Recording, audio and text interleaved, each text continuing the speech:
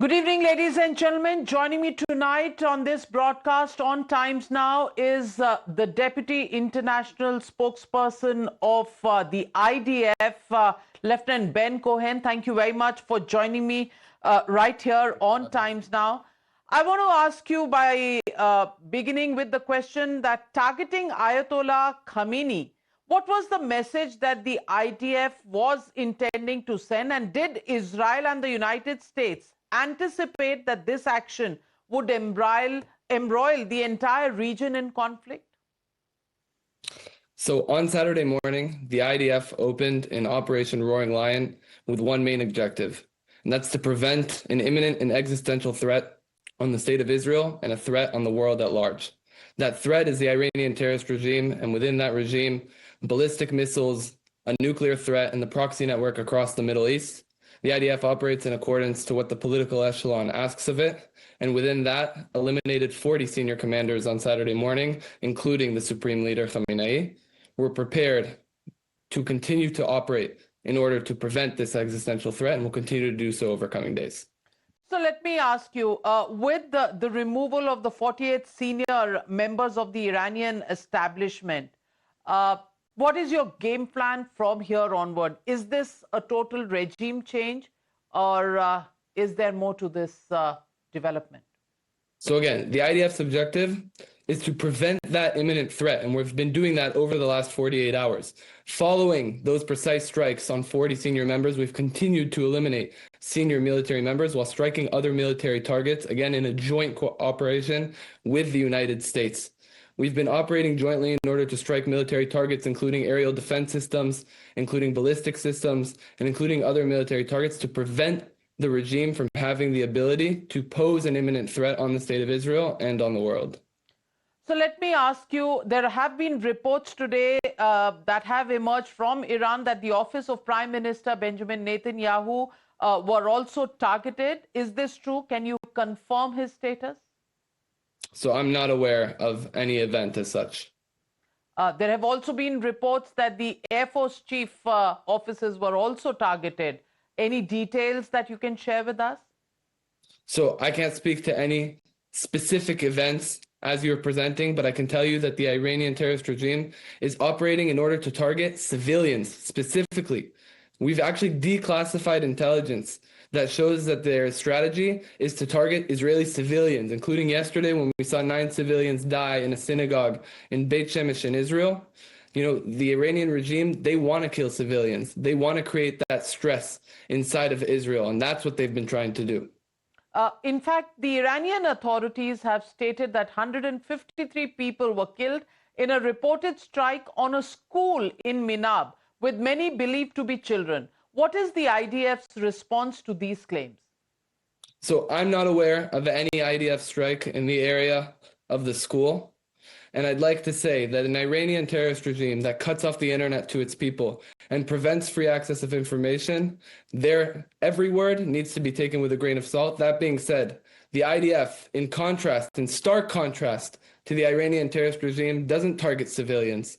You know, the Iranian terrorist regime targeted hospitals, schools, civilians, you know, in Rising Lion, and now today, we strike military targets only, and wherever we, you know, don't do that precisely enough, we go and we investigate ourselves.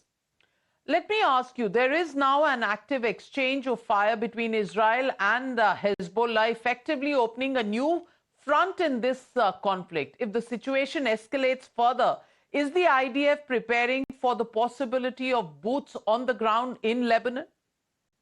So I want to tell you all options are on the table. And this event from the last 24 hours proves that imminent threat. When Iran has worked for years to build a proxy network on Israel's borders so that terrorist organization can strike Israeli civilians, we know all too well, especially after October 7th, that we have to be prepared for that to come from every direction. And overnight it came from Hezbollah, an organization that has historically and falsely claimed to be the protector of Lebanon, but is evidently working only to protect the Iranian interest. Iran has funded almost $1 billion into the Hezbollah terrorist organization over the last year, and we saw that come to fruition overnight when they launched rockets and UAVs. The IDF is continuing to strike Hezbollah targets, even now in recent hours, and will continue to do so in order to protect our civilians. With exchanges now active across multiple theaters, how is the IDF assessing the risk of this conflict evolving into a sustained multi-front confrontation, and what thresholds would indicate that containment is no longer holding? So the IDF has been in a multi-front war since October 7th. We've had launches at us from 8 different regions, and we've been prepared to protect ourselves in all of those regions. We know all too well, because Iran has laid that proxy network, that we can meet things from any direction, and we're prepared for it. We were prepared for it when it came from Hezbollah in Lebanon, and we'll be prepared for it if it comes from anywhere else. We've enlisted over 100,000 reserve officers and soldiers in order to prepare us on all of those fronts. Right now, Iran is retaliating by targeting the GCC countries in the Middle East. There are huge Indian populations in these countries as well. Do you think this is an attempt to bring both Israel and the United States to the table before civilian targets are made the bait here? So I said this earlier, and I'll say it again. We have concrete intelligence that the Iranian terrorist regime targets civilians as a strategy. It's what they're intending to do. They've fired ballistic missiles at many countries over the last 2 days, in the entire Middle East, not just Israel. And they're a danger to the world, not just Israel. And we know that, and we operate according to that threat.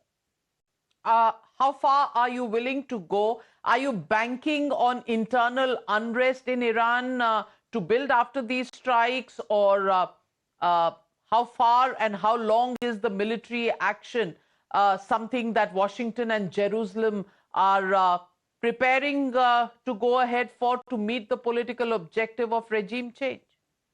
So we set out a goal, and that goal is to remove an imminent threat, as I said. We're prepared to operate as long as we have to in order to achieve that goal of removing the imminent threat presented to the state of Israel and elsewhere. President Trump has indicated that this war could go up to 3 or 4 weeks. How do you see it? So I can't speak to a specific time frame, but again, as I stated, we'll be prepared for as long as we need to be. Iran has one of the region's largest missile arsenals, with open source estimates suggesting anywhere between 2,000 to 3,000 ballistic missiles, and it has now activated multiple fronts across the Middle East. How long can Tehran realistically sustain this tempo based on your inputs? So I'll tell you more than that. We know that the Iranian regime had concrete intentions to build up its missile arsenal by 2027 to 8,000. They've begun firing on a lot of people in the region, and we're doing our best to eliminate that threat. I don't know how long it will take, but we'll keep operating as long as we have to.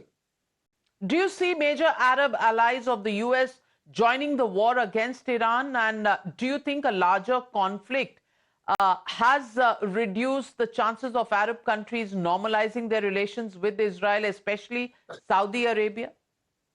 So I can speak to the military operation at hand, which is a joint military operation with the United States. We continue to work in close coordination with the United States. And as it pertains to the continuation of the operation and in general, we work in accordance with the political echelon. Let me ask you, do you have concrete information that Iran had on target both Benjamin Netanyahu, Prime Minister of Israel, as well as President Trump? I can't speak to any specific information on the matter, no. But is it on the basis of some intelligence that this military action started in the first place? I can't speak to any intelligence that was the basis for the military action, but I can tell you that the military action was intended to target that imminent threat that I detailed to you earlier, that speaks to the ballistic missiles, the nuclear program, and the proxy network. Well, thank you very much, Lieutenant Ben Cohen, for joining me here right on Times Now with the latest developments on this conflict. Thank you very much. Over to you, Shreya. With all the developments happening, we're looking at a situation that could escalate before it actually comes down. Thank you very much. And on that note, a quick break. There's more on the other side. Do stay with us.